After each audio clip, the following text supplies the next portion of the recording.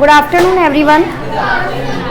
आज हम class 10th का हिंदी सब्जेक्ट का चैप्टर नंबर 4 सूर्यकांत त्रिपाठी निराला, जो कि इसके कवि हैं, और उनकी 2 कविताएं हमारे इस पाठ्य पुस्तक में क्षितिज में शामिल की गई है।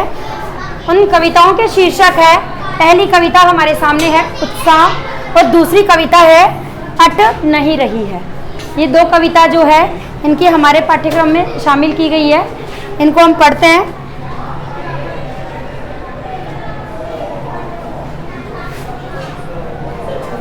तो आप इस कविता को देखेंगे आपके सामने। पहले हम इनका कवि परिचय एक बार देख लेते हैं, सूर्यकांत त्रिपाठी निराला का।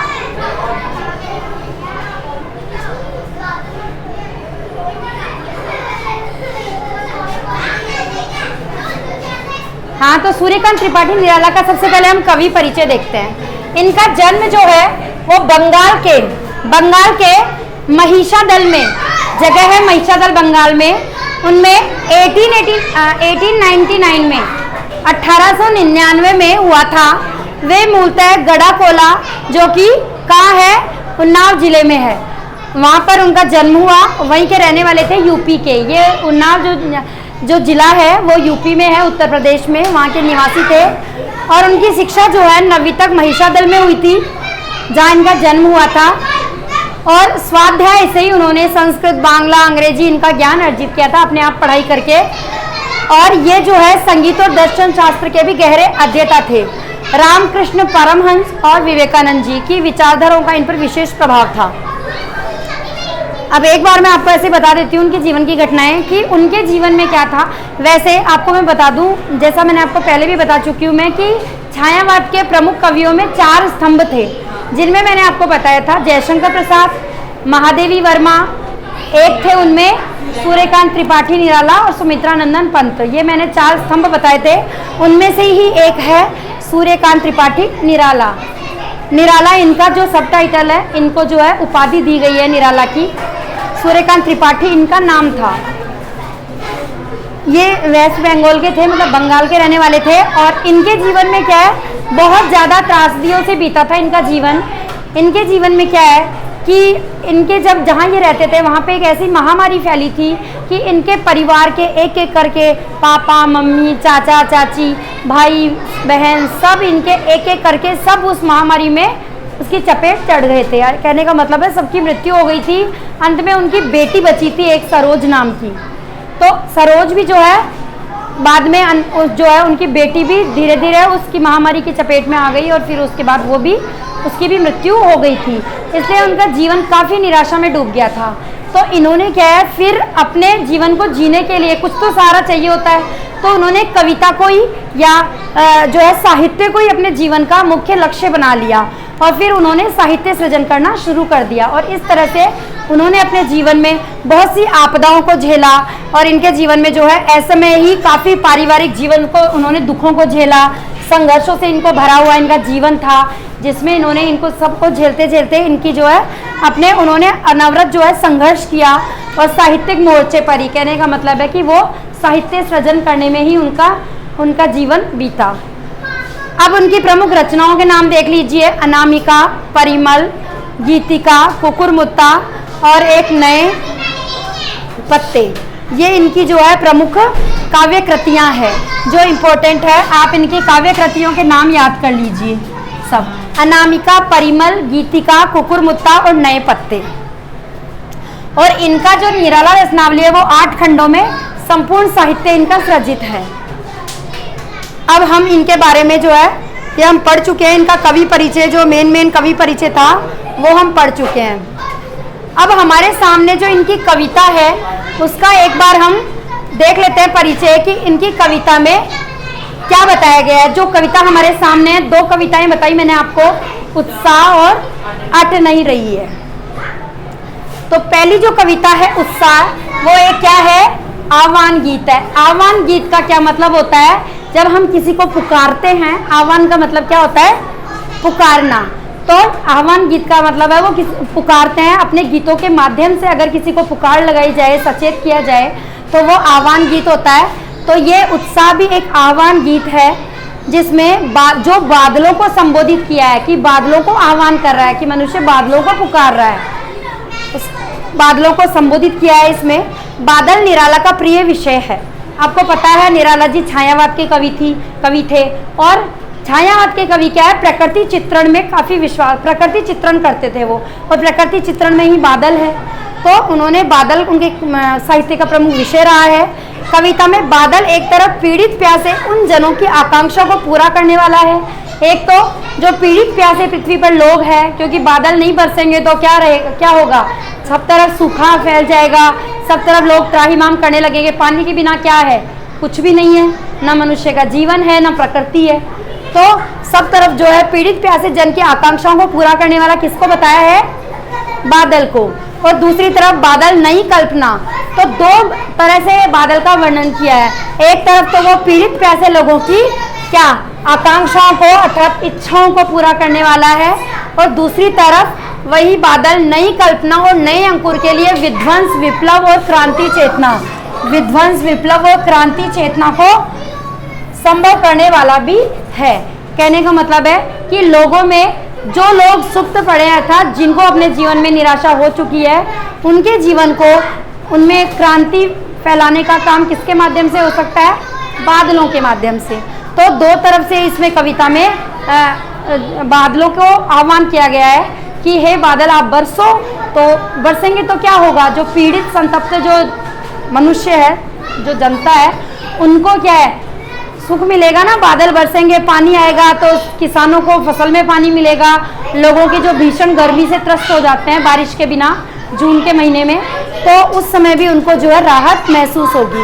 एक तो ये हो गया, और दूसरी तरफ बादल क्या है, नई जो है विध्वंस क्रांति फैलाने वाले हैं, कि जैसे बादल गरजते हैं और उनकी गर्जना से क्या होता है, ऐसे लगता है ना मानो कोई क्रांति की जैसे कोई क्रांतिकारी होता है, वो यूं जो है विप्लव फैलाते हैं। कहने का मतलब है जब वो क्रांति में कूद पड़ते हैं तो फिर एकदम दहाड़ के या गर्जना के साथ जो है दुश्मन का सामना करते हैं। जैसे हमारे क्रांतिकारी वीर थे और उन्होंने अंग्रेजों का कितना डटकर सामना किया था, क्रांति का साथ दिया था, तो वैसे ही बादल भी क्रांति का प्रतीक है, कि बादल की थंडरिंग जो हो रही है, गरज रहे हैं वो, तो मनुष्य को इशारा कर रहे हैं कि आप भी जो है बुराइयों को मत सहन करो, आप भी गरजो, अर्थात क्रांति की चेतना पूरे विश्व में फैला दो।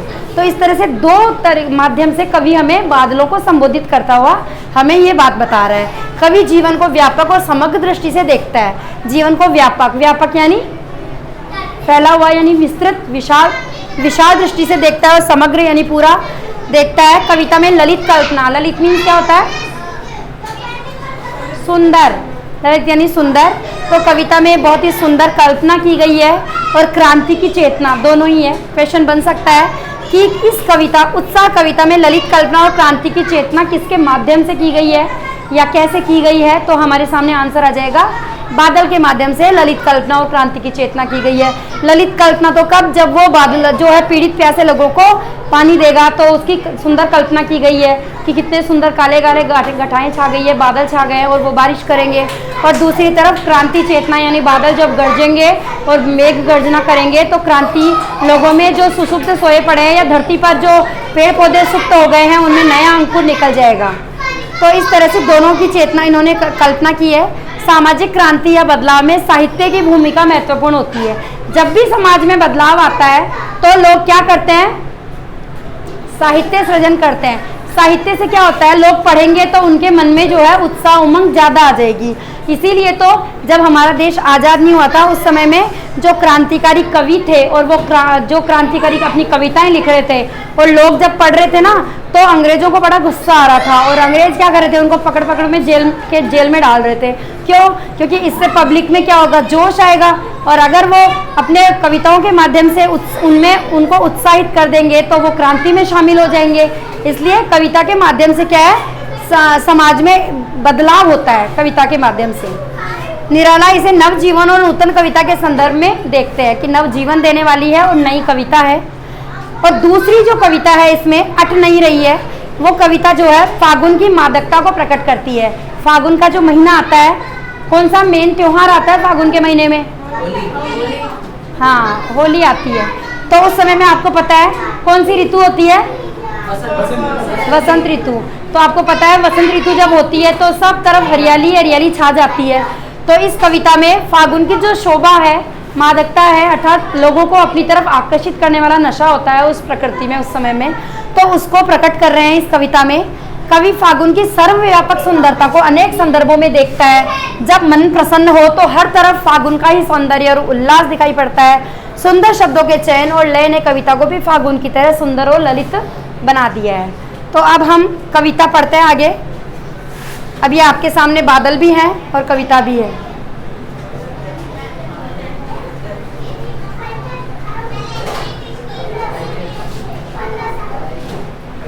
हाँ बोलो बेटा। सर्वव्यापक, जो सब जगह फैला हुआ है, अर्थात ईश्वर जैसे सर्वव्यापक है। ईश्वर क्या है? सब जगह है, सर्वत्र है ना, तो सब जगह जो फैला हुआ होता है वो होता है सर्वव्यापक। हाँ, तो हमारे सामने जो उत्साह कविता है देखिए आप।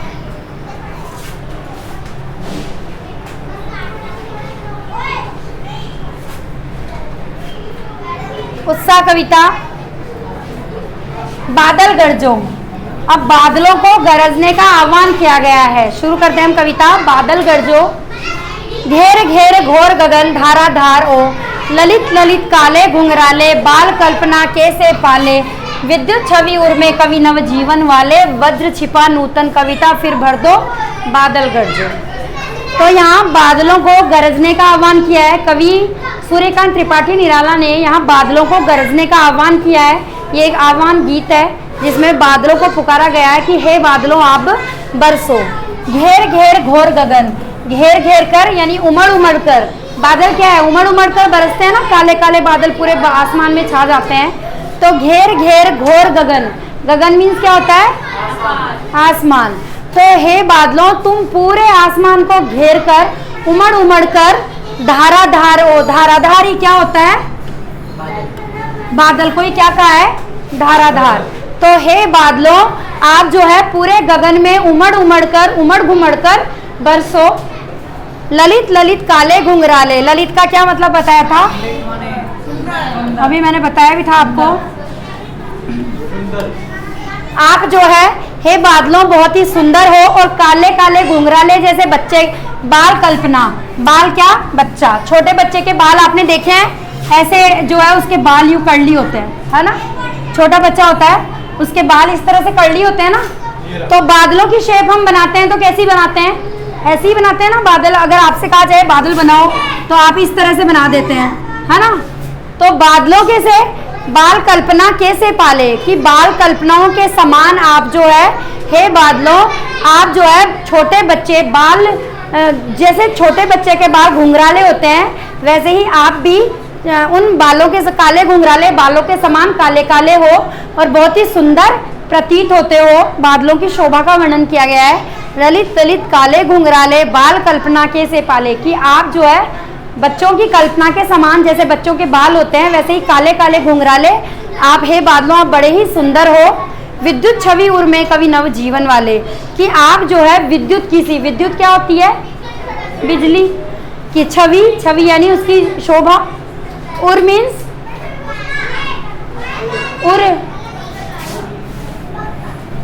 उर नहीं पता?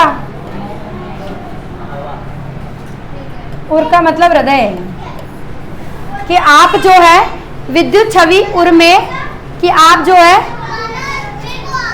वो अपनी जो है विद्युत के समान था। जिस तरह से बिजली कौंधती है वैसी ही छवि आपकी छवि हमारे उर में है, हृदय में है।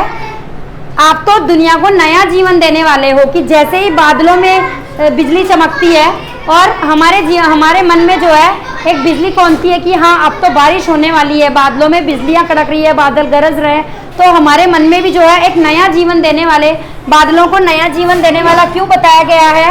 क्योंकि जो पौधे होते हैं, प्रकृति होती है, वो जब अलसाई हुई होती है गर्मियों में और फिर अचानक बारिश जब आती है, बादल घुमड़ घुमड़ कर आसमान में आते हैं, तो क्या होता है? उन जो पेड़ पौधे हैं उनमें क्या आता है? नव जीवन। अर्थात जो अलसाई हुई प्रकृति है उसको फिर से जो है नव जीवन मिल जाता है, नया जीवन वो बादलों के थ्रू उनको मिल जाता है। तो कहने का तात्पर्य है कि विद्युत की छवि के समान है बादलों, आप हमारे हृदय में जो है नया जीवन प्रदान करने वाले हो। वज्र छिपा नूतन कविता फिर भर दो, कि आप अपना वज्र छिपाकर, वज्र यानी वज्राघात जो प्रहार करते हैं उसके समान जो वज्र छिपा नूतन कविता फिर भर दो, कि आप जो है लोगों के मन में जो क्रांति की भावना फैली हुई है उसको फिर से आप भर दो। हे बादलों आप गरजो, फिर से गरजो हे बादल आप गरजो, और लोगों को नवजीवन दे दो और उनके जीवन में वो वज्र की सी क्रांति पैदा कर दो, ताकि लोग, जो भी लोग संतप्त हैं किसी बात से, तो वो उनको जो है उनके जीवन में नई चेतना आ जाए या वो क्रांति कर सके, उनमें इतना साहस हो सके। और पेड़ पौधों के लिए नवजीवन वाले क्यों हैं? क्योंकि पौधों में अगर पानी आएगा, बादलों से पानी मिलेगा उनको, और इससे प्रकृति में क्या होगा, फिर से प्रकृति हरी भरी हो जाएगी, उन जो पौधों को जो है पानी फिर से मिल जाएगा, तो उनका नवजीवन उनको प्रदान हो जाएगा। इसलिए बादलों को नवजीवन देने वाला कहा गया है। हाँ, किसका? विद्युत छवि उर में वज्र छिपा नूतन कविता फिर भर दो, कि आप अपने मन में जो वज्र है, वज्र का मतलब प्रहार यानी आघात, जो लोगों के मन में जो क्रांति की भावना है उसको छिपाकर आप उनके जीवन में नई क्रांति भर दो, कि जो मन में लोगों को संतप्त है, अपने जीवन में लोग बड़े परेशान हैं, तो उनमें ऐसी आपके माध्यम से उनको ऐसी प्रेरणा मिलेगी जिससे उनमें नव जीवन प्रदान होगा उन्हें।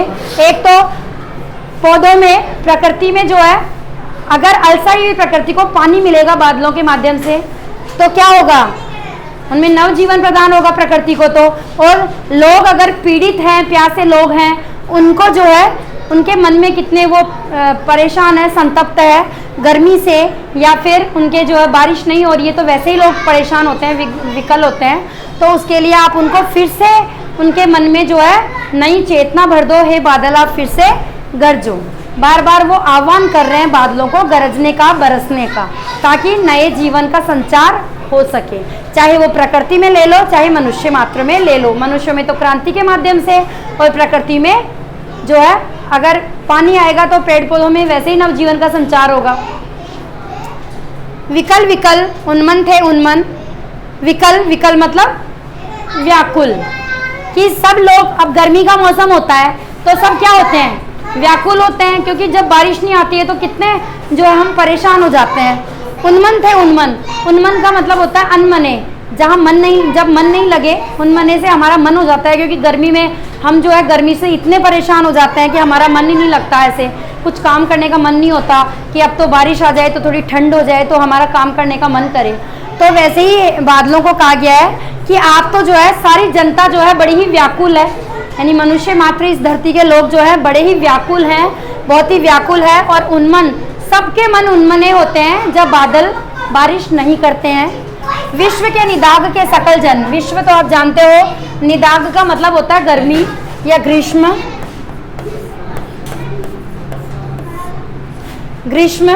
कि विश्व के निदाग के सकल जन, कि विश्व के जितने भी लोग हैं, सकल यानी समस्त, जन यानी मनुष्य या लोग, विश्व के जितने भी लोग हैं वो गर्मी से काफ़ी संतप्त हैं या काफ़ी परेशान हो चुके हैं, वो गर्मी में व्याकुल हैं, उनके मन बड़े ही उन्मने हो रहे हैं, अर्थात उनके मन नहीं लग रहे हैं और वो बहुत ही व्याकुल हो रहे हैं। इस समस्त सकल विश्व के जो लोग हैं वो बड़े ही व्याकुल है गर्मी की वजह से। आए अज्ञात दिशा से अनंत के घन, और अचानक जो है अज्ञात दिशा से, बादल क्या है, बादल का कोई पता थोड़ी है कि कब कहाँ बारिश कर दे और कब कहीं से बिना बारिश के ही निकल जाए, कोई पता थोड़ी होता है। कई बार ऐसा होता है बादल गरजते तो यहाँ हैं और फिर बरसते कहीं और जाकर है, हम तो ऐसे ही रह जाते हैं। तो वैसे ही ये बोले हैं कि आए अज्ञात दिशा से, अज्ञात दिशा से बादल कहीं भी आ जाते हैं, तो बादलों के लिए कहा है अचानक से अज्ञात दिशा से बादल आए और अनंत के घन। अनंत किसको कहा है, अनंत, अनंत किसको कहते हैं, जिसका अंत नहीं हो, और वो किसका नहीं होता अंत, आकाश का अंत नहीं होता ना।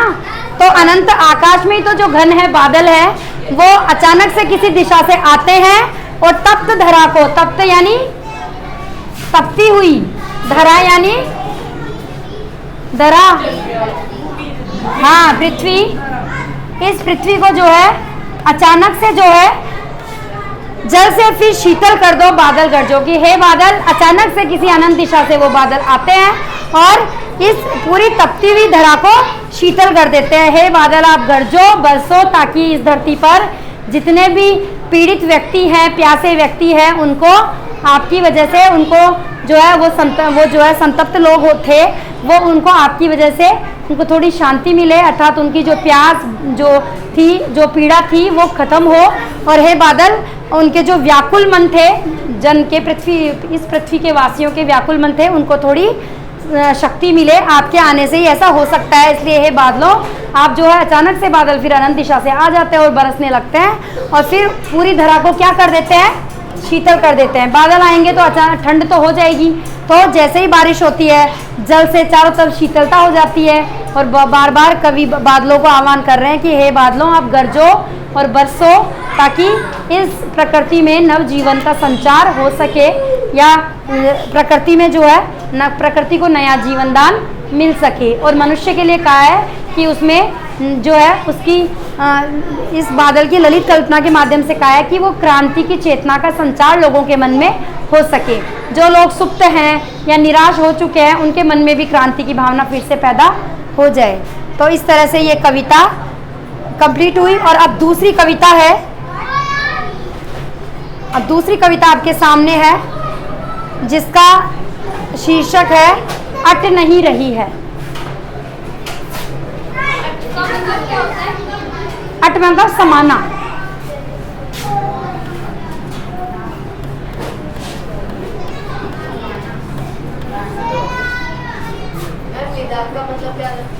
निदाग यानी भीषण गर्मी, ग्रीष्म का ताप, ग्रीष्म का ताप। हाँ, अब जो है अट नहीं रही है। अब कवि हमें जो किसकी शोभा का वर्णन कर रहा है, फागुन मास की, जब वसंत ऋतु आती है, होली का समय, तो उस समय में प्रकृति बड़ी ही सुंदर प्रतीत होती है। आप देखते हैं सब जगह हरियाली हरियाली होती है। तो कवि यहाँ उसकी शोभा का वर्णन कर रहा है। अट नहीं रही है कि कहने का तात्पर्य है कि जो प्रकृति की शोभा है, फाल्गुन मास में जो प्रकृति की शोभा है, वो हमारी आंखों में समा ही नहीं रही है। कहने का मतलब है कि इतनी सुंदर प्रकृति दिख रही है कि हम उसको पूरी आंखों के उसके दृश्य को हम अपनी आंखों में समाहित ही नहीं कर पा रहे हैं। इतनी प्रकृति सब जगह बड़ी ही सुंदर प्रतीत हो रही है। अब हमें कविता में हम पढ़ते हैं, अट नहीं रही है, आभा फागुन की तन सट नहीं रही है। आभा यानी क्या होता है, आभा, हाँ आभा,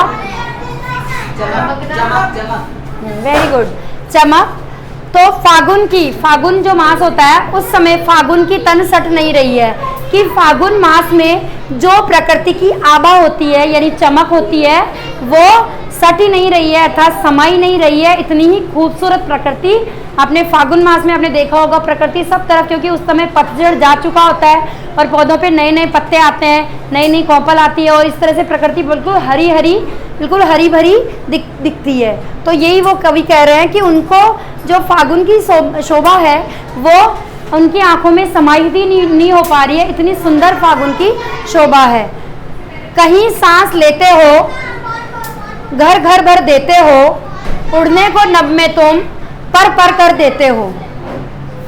कहीं सांस लेते हो, घर घर भर देते हो, कि जब फाल्गुन मास में जब हवा चलती है, बयार चलती है, तो सबके घरों में उसकी खुशबू फैल जाती है, क्योंकि हर बाग बगीचे में फूल खिले हुए रहते हैं, हाँ, उनके खुशबू जो है वो हर घर में आती है, तो प्रकृति की में जो है चारों तरफ महक ही महक फैल जाती है।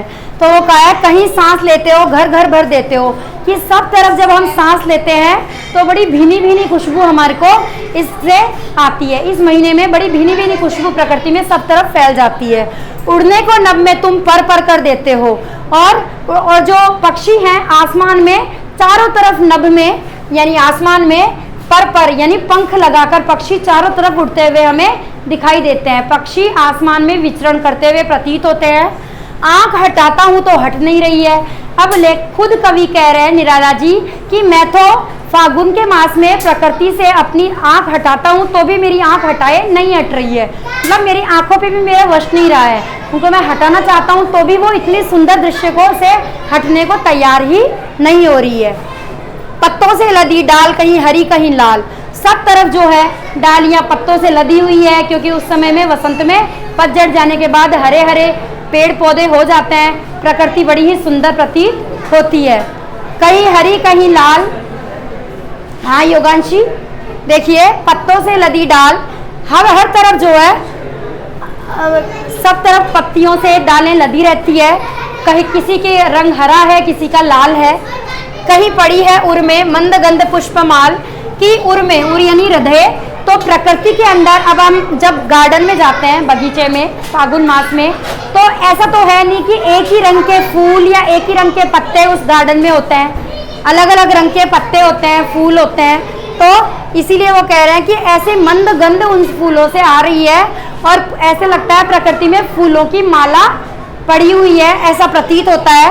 पाट पाट शोभा श्री पट नहीं रही है, कि इसको हम देखना चाहते हैं, इसकी शोभा को पाटना चाहते हैं, अर्थात देखना चाहते हैं। शोभा यानी सुंदरता को, इसकी सुंदरता को हम बार बार देखना चाहते हैं, लेकिन फिर भी वो हमारी आंखों में समाई थी, पूरी सुंदरता हमारी आंखों में, यानी फागुन का सौंदर्य हमारी आंखों में समाई थी, नहीं हो रहा है। तो यहाँ कवि जो है सूर्यकांत त्रिपाठी निराला प्रकृति की शोभा का, जो कि विशेषकर किस महीने की बात हो रही है, फागुन मास की, तो फागुन मास की शोभा का, यानी सौंदर्य का वर्णन इस कविता में कर रहे हैं। और वो कह रहे हैं कि मेरी जो आंखें हैं इस प्रकृति से हटाए भी नहीं हट रही है, ऐसी फागुन मास की बड़ी ही सुंदर शोभा प्रतीत हो रही है।